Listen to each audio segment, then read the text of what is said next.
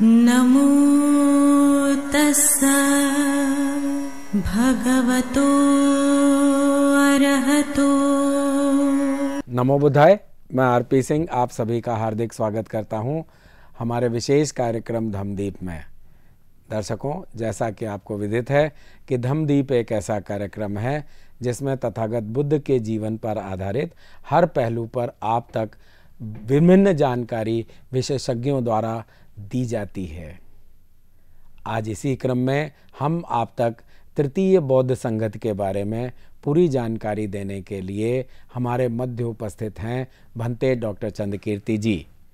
आपने बुद्ध दर्शन में उच्च शिक्षा प्राप्त की है तथा आप देश विदेश में अनेकों सम्मानों से अलंकृत होने के साथ साथ अनेकों मंचों पर बुद्धिज्म पर अपने विचार रख चुके हैं।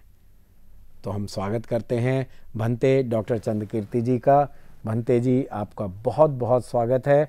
नमो बुद्धाय। नमो तस्सा भगवतो अरहतो सम्मा संबुद्दस्सा। नमो तस्सा भगवतो अरहतो सम्मा संबुद्दस्सा।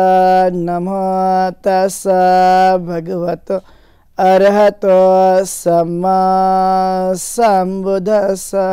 भंते जी, आपका बहुत बहुत स्वागत है। और साथ ही आपको हम यह कहना चाहते हैं, आपसे हम निवेदन करना चाहते हैं, आपसे मेरी प्रार्थना है कि जिस तरह से आपने हमारे दर्शकों को आशीर्वाद दिया, अपना प्यार दिया और आप यहाँ तक आए, उसी तरह से आज हमारा विशेष आग्रह है कि आप हमें तृतीय बौद्ध संगत के बारे में विस्तार पूर्वक जानकारी दें। भंते जी, बहुत बहुत धन्यवाद आरपी सिंह जी। आज हम लोग इस धम्मदीप कार्यक्रम में विस्तार से चर्चा करेंगे बौद्ध संगति, तृतीय बौद्ध संगति के विषय में। तथागत गौतम बुद्ध के महापरिनिर्वाण के बाद धम्म को मजबूती लाने के लिए और संघ एक परिशुद्ध अवस्था में रह सके, इसके लिए खास करके संगतियों का आयोजन किया गया। यह संगति जो काफ़ी महत्वपूर्ण है और ये 234 वर्ष के बाद आयोजित की गई थी, एक लंबा अंतराल के बाद। और इसी तरह से एक संघ को एक ताकत मिल सके, मजबूती मिल सके, जहाँ पर संघ जो है वो एक उच्च आदर्श का बन सके, इसके लिए प्रयास करना इस संगति का मुख्य उद्देश्य रहा है, जिसका वर्णन जैसे हम देखते हैं कि दीपवंश में हमें देखने के लिए मिलता है। और ये तीसरी संगति जो कि सम्राट अशोक के शासनकाल में आयोजित की गई थी, इसकी अध्यक्षता मोगली पुत्र तीस ने की थी, जहाँ पर 1000 भिक्खु शामिल हुए थे। इसका आयोजन पाटलिपुत्र में किया गया था, जो आज का पटना है। और बड़ी संख्या में जो भिक्खु इकट्ठा होकर के वहाँ पर एक निर्णय लिया गया, और जो कि बहुत ही महत्वपूर्ण है। उस समय में कुछ ऐसे भी बौद्ध भिक्खु संघ में शामिल हो गए थे जो एक करप्ट प्रकार के, जो संघ को कहीं ना कहीं कमज़ोर बना रहे थे। और इसलिए यह संगति सम्राट अशोक को लगता था कि नहीं, ये संघ जो है वो अच्छा होना चाहिए, क्योंकि जब उन्होंने कलिंग युद्ध किया था उसके बाद एक छोटे भिक्खु, जिसे हम सामनेर कहते हैं, उनके द्वारा, उपगुप्त के द्वारा अप्रमादवज्ञ की देशना देकर के सम्राट अशोक के चित्त में एक बड़ा परिवर्तन लाने का काम किया था। इसलिए उस समय सम्राट अशोक को यह लगता था कि नहीं, संघ एक अच्छे स्थिति में होना चाहिए, परिशुद्ध होना चाहिए, और वे धम्म का प्रचार प्रसार करने वाला होना चाहिए। यदि वह धम्म का प्रचार प्रसार नहीं कर सकेंगे तो यह किस तरह से जो है ये संघ जो है वो प्रभावी बनेगा। इसलिए सम्राट अशोक ने पूरी तरह से इसे मदद की, और मोगली पुत्र तीस, जो कि एक बहुत ही उस समय के वरिष्ठ भिक्खु थे, जो चाहते थे कि संघ अच्छा होना चाहिए, इसलिए 60,000 ऐसे बौद्ध भिक्खु थे उस समय के, जिन्हें उन्हें चीवर उतार करके उन्हें घर भेज दिया गया था। ये तीसरे संगति का एक बड़ा प्रभाव है।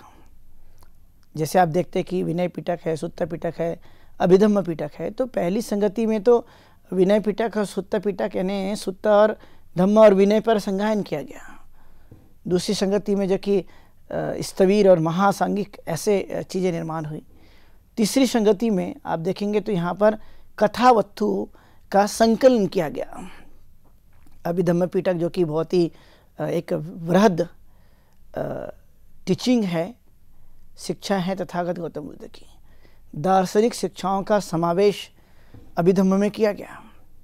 और इस अभिधम्म को आप जब देखेंगे तो तीसरी संगति में इसको संकलन करके लाया गया, जिसमें मोगलीपुत्ततिस का एक बड़ा अहम रोल हमें देखने के लिए मिलता है। चूँकि सम्राट अशोक जब बौद्ध बन गए, बौद्ध अनुयायी बन गए, तो बौद्ध अनुयायी बनने के बाद में उन्होंने 84,000 स्तूप चैत्य का निर्माण किया। और जब वो निर्माण हो गया तो उसकी ठीक तरह से संचालन करने के लिए, उसकी रक्षा करने के लिए भी उन्होंने पूरा प्रयास किया। और यहाँ पर तीसरी संगति में एक सबसे बड़ा काम किया गया, जो धम्म के प्रचारक नियुक्त किए गए, जिसके पहले हमें देखने के लिए नहीं मिलता। और जब प्रचारक नियुक्त किए गए तो उसके माध्यम से आप देखेंगे कि जगह जगह जगह, जो कि भारत एक विशाल देश था जिसे हम जम्बूद्वीप कहते थे, इस जम्बूद्वीप में अलग अलग जगह जा कर के प्रचार प्रसार करने की नैतिक जिम्मेदारी दी गई। और इसके साथ साथ जो भारत के पड़ोसी राज्य है, पड़ोसी देश है, वहाँ पर भी इन धम्मदूत को, मिशनरीज को, भिक्खुओं को भेजा गया धम्म प्रचार प्रसार करने के लिए। और एक सम्राट अशोक एक राजा होते हुए हमें देखने के लिए मिलता है कि उन्होंने अपने बेटा महेंद्र और बेटी संघमित्रा को भी उन्होंने भिक्खु और भिक्खुनी बनाया और उन्हें श्रीलंका में प्रचार प्रसार के लिए भेजा। जब वो श्रीलंका गए तो वहाँ के राजाओं को उन्होंने बौद्ध धर्म की ओर आकर्षित किया। यहाँ से वो अनुराधापुर में बोधि वृक्ष की शाखा लेकर गए, वहाँ पे उन्होंने रोपित किया।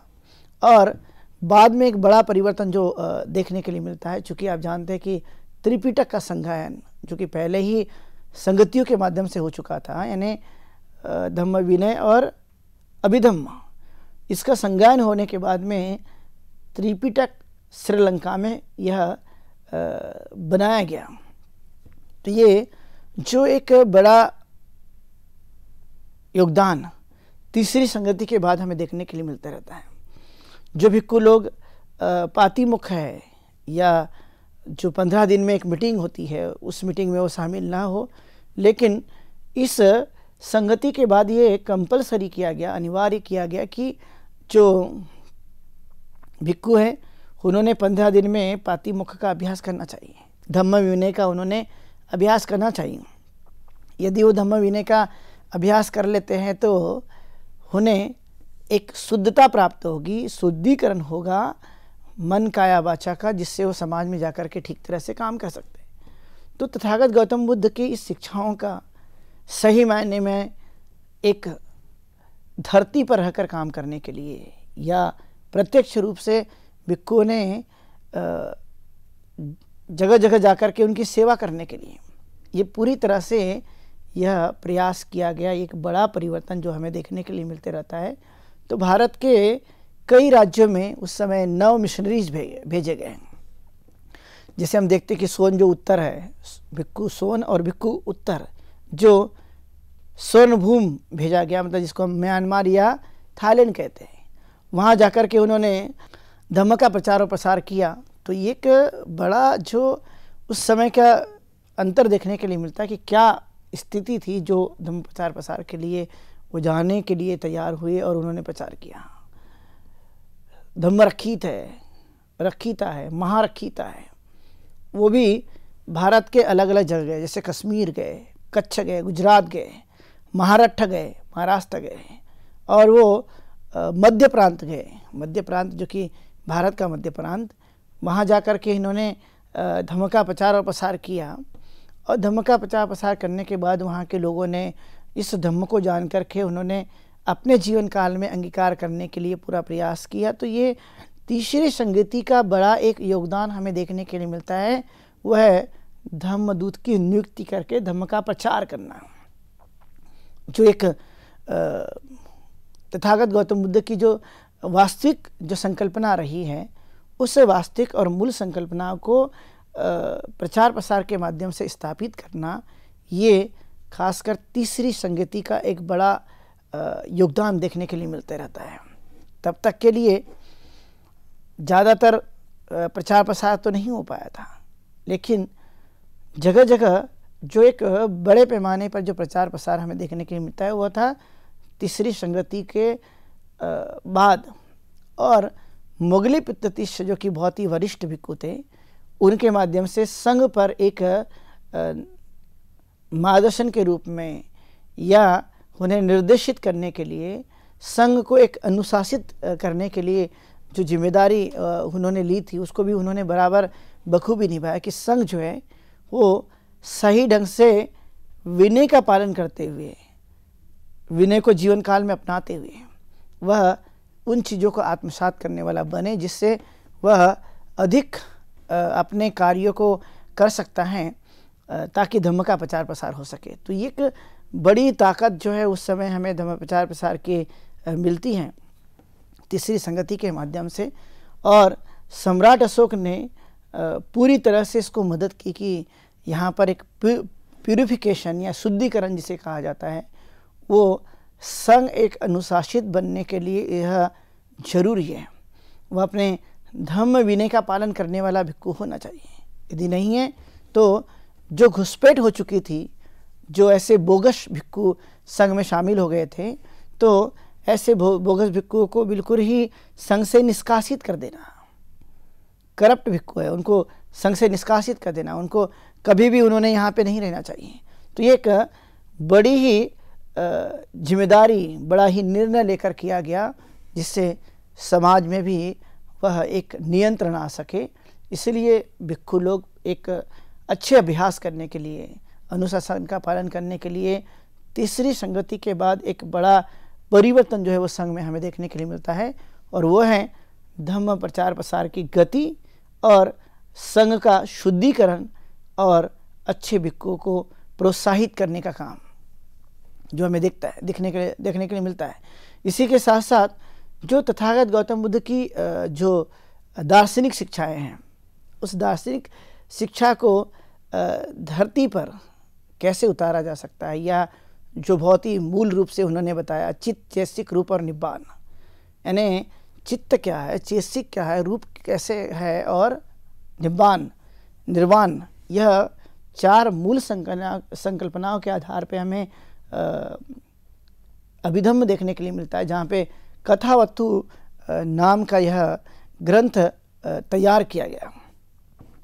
तो इस तरह से एक बड़ी उपलब्धि जो है वो तीसरी संगति में मिलती है। इसलिए जो मिशनरीज गए थे, मिशनरीज के देखा होगा कि उनके अंदर में बड़ा एक साहस था, और तथागत गौतम बुद्ध बड़ा अच्छा प्रयोग भी करते थे अपने समय काल में कि यदि कोई भिक्खु प्रचार के लिए जा रहा है तो उसे हम कैसा समझें। तो जैसे कहा गया कि यदि आप किसी जगह प्रचार करने के लिए जाएंगे और देखा गया कि वहाँ के लोगों ने आपको गाली दी तो क्या करेंगे, तो वह भिक्खु कहता है कि कोई बात नहीं, मुझे गाली दी है, मुझे मारा तो नहीं है। फिर पूछा गया कि यदि आपको मार दिया गया तो मैं समझूंगा कि इसके हाथ से मेरी मृत्यु हो गई है। यदि वह पूरी तरह से आपको समाप्त कर दे तो क्या समझेंगे, तो समझेंगे कि मेरा जीवन धन्य हो गया है, मैं अच्छे काम करते करते मृत्यु को प्राप्त हो गया। तो समझ गए बुद्ध की ये जो व्यक्ति है साहसी है और ये काम करने के लिए पूरी तरह से मजबूत और पक्के है। यही एक बड़ी बात देखी जाती है कि धम्म प्रचार के समय में जो मनुष्य को दिक्कतें आती है, समस्या आती है, तो ऐसे समय हम खुद कैसे उस समस्या को मात दे सके, उसे दूर कर सके। तो यह तीसरी संगति में सम्राट अशोक के शासनकाल में संघ को एक राजकीय समर्थन था, और इसलिए उस काल में बौद्ध धर्म बड़े पैमाने पर हम देखते हैं कि सम्राट अशोक के धम्म नीतियों का, राजकीय नीतियों का एक भाग बन चुका था। उनका जीवन ही इसी पर आधारित था और वो पूरी तरह से उसी काम को करने के लिए वह पूरी तरह से लगे रहते थे। और एक बड़ा जो काम है वो तथागत गौतम बुद्ध के काल में हमें बड़े पैमाने पर देखने के लिए मिलते रहता है। इसलिए आज के वर्तमान समय में जब हम देखते हैं तो ये जो मिशनरीज़ की संकल्पना है या धम्मदूत की संकल्पना है, जो तथागत गौतम बुद्ध ने जब भिक्खु तैयार किए थे, तो उसी संकल्पना को आज वर्तमान में देखते हैं कि धम्मदूत के माध्यम से, मिशनरीज़ के माध्यम से जगह जगह जो प्रचार प्रसार किया जाता है। तो आज जो बौद्ध धर्म है वो सम्राट अशोक के काल में ही वैश्विक बन चुका था। वैश्विक का बताने का या कहने का तात्पर्य कि कई ऐसे देश थे जहाँ पर बौद्ध धर्म उस काल में गया हुआ था और ये जगह जगह जा कर के तथागत गौतम बुद्ध की शिक्षाओं का प्रचार प्रसार करने का जो जिम्मेदारी जिन भिक्खुओं ने ली थी उस काल में एक बड़ा काम था और उन्होंने करके दिखाया। वह कितनी मुसीबतों से एक स्थान से दूसरे स्थान पर गए, जो कि एक बड़ा जिम्मेदारी का काम था। उन्होंने बड़ा बखूबी निभाया, क्योंकि सम्राट अशोक और मोगलीपुत्र तीस जो कि वरिष्ठ भिक्खु थे, वह चाहते थे कि जो भिक्खु संघ हैं वो प्रचार प्रसार करने पर अपनी ज़्यादा रुचि दिखाए।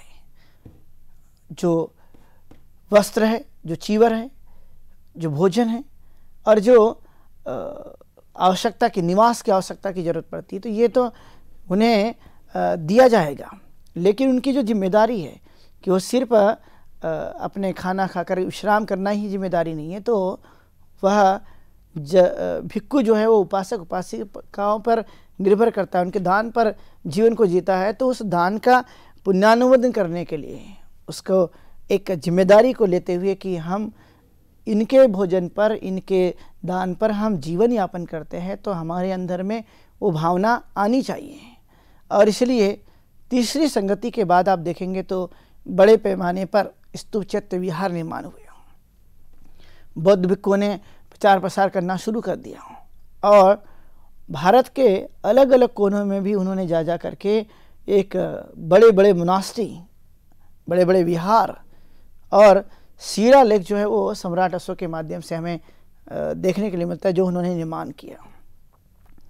एक बड़ा काम जो है उस काल में होते हुए देखने के लिए मिलता है और इसकी जिम्मेदारी खुद सम्राट अशोक ने ली थी अपने समय काल में। उनका यह मानना था कि जितना अधिक प्रचार होगा उतने लोगों की समस्याएं कम होगी, उतना दुख कम होगा। समस्या इसलिए क्योंकि उसका समाधान करने वाला कोई नहीं, और वो दुख इसलिए क्योंकि दुख को दूर करने का उपाय बताने वाला कोई नहीं। इसलिए भिक्खु की एक नैतिक जिम्मेदारी मानते हुए उन्होंने कहा कि आप जाओ और प्रचार प्रसार करने पर जोर देते रहो। सिर्फ विहारों में, मठों में रहना ही पर्याप्त नहीं है, तो मठ में रहते हुए जीविका को चलाते हुए या जीते हुए गांव शहर शहर जा कर के प्रचार और प्रसार करने की जिम्मेदारी उठाना, ये एक नैतिक कार्य है भिक्खुओं के लिए और वो पूरी तरह से निभाने की कोशिश करते रहना। इसलिए तथागत गौतम बुद्ध के इस धम्म संदेश को जन जन तक बड़े पैमाने पर पहुंचाने का काम सम्राट अशोक ने किया, जो हमें तीसरी संगति के बाद दिखाई देता है। इसलिए उन्होंने इसका जो स्थान चुना था पाटलिपुत्र, जो कि तथागत गौतम बुद्ध के ज्ञान प्राप्ति स्थल से हमें यह ज़्यादा दूर नहीं है, यह बहुत नज़दीक है। और वहीं पर उन्होंने ये आयोजन किया और 1000 भिक्खुओं के माध्यम से ये निष्कर्ष निकाला गया कि सही मायने में धम्म का प्रचार प्रसार होना अत्यंत जरूरी है।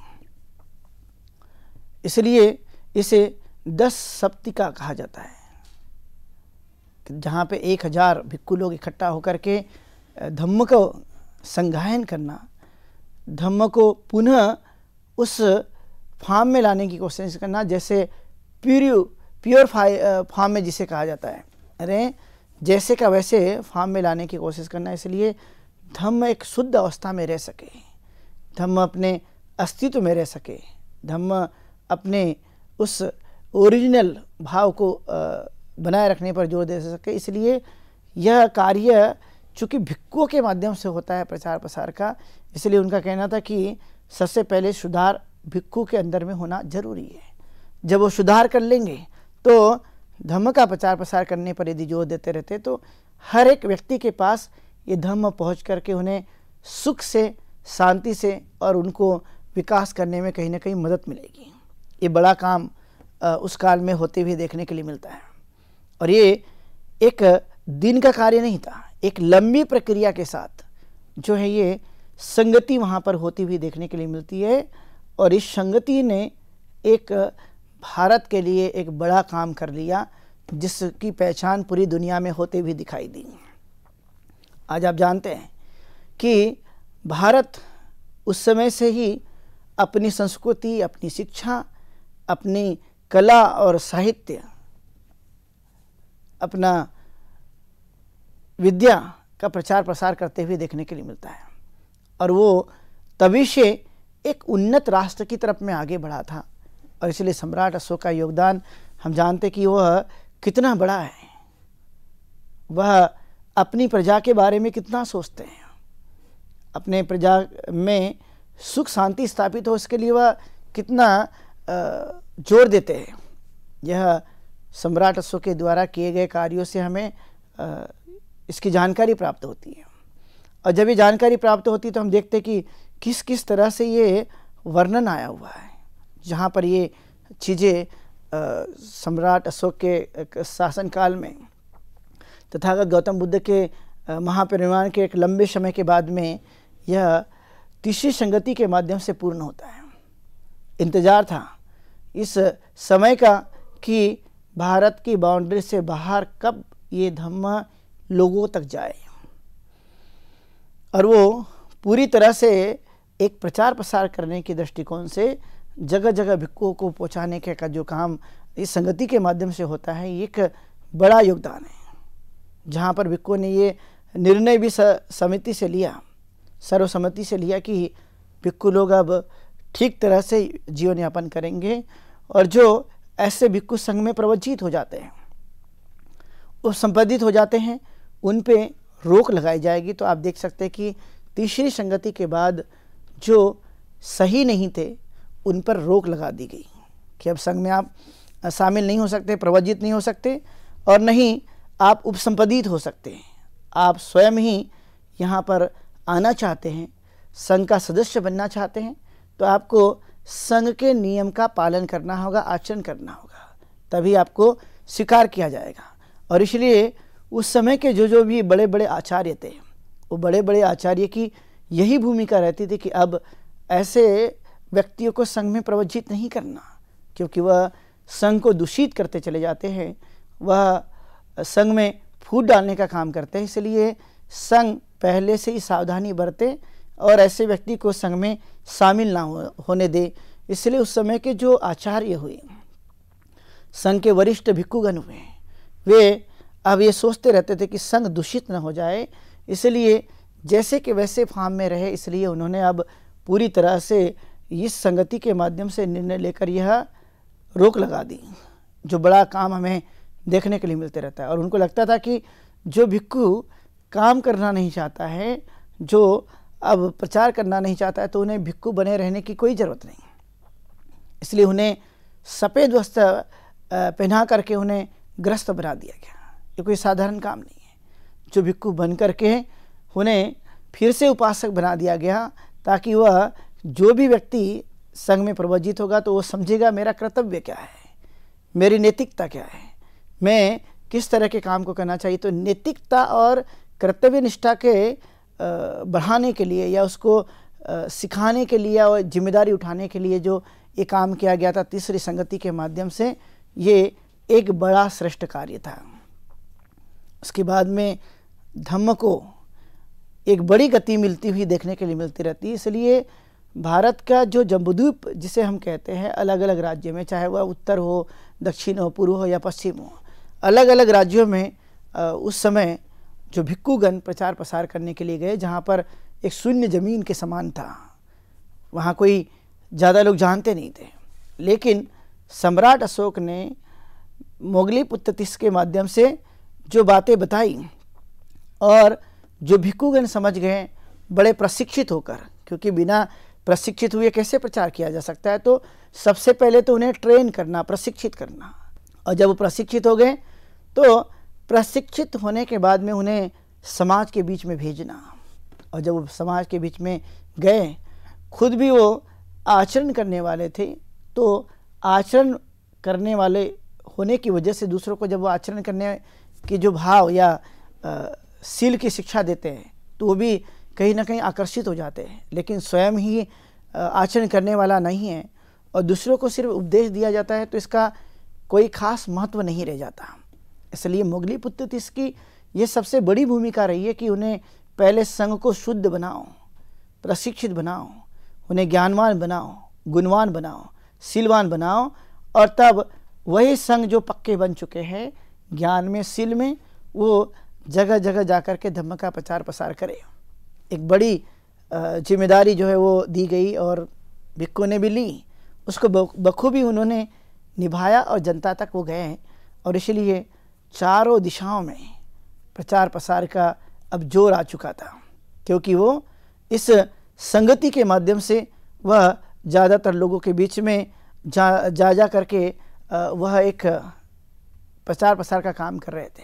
इसलिए तृतीय संगति यह एक बहुत सारी संगतियों में से एक ऐसी संगति है जहाँ पर बौद्ध धर्म के प्रचार प्रसार का एक बड़ा काम किया गया, जो मैंने आप लोगों को विस्तार से बताया। आप सब लोगों ने सुना। सबके प्रति ढेर सारी मंगल कामनाएं। आप सुखी हो, दीर्घायु हो, स्वस्थ रहे। बहुत शुभ मंगलम। भंते जी, बहुत बहुत धन्यवाद। आपने हमारे मूल विषय तृतीय बौद्ध संगति के बारे में आपने हमें बहुत ही खास जानकारियाँ दी। तो साथियों, आज के इस विशेष प्रोग्राम में बस इतना ही।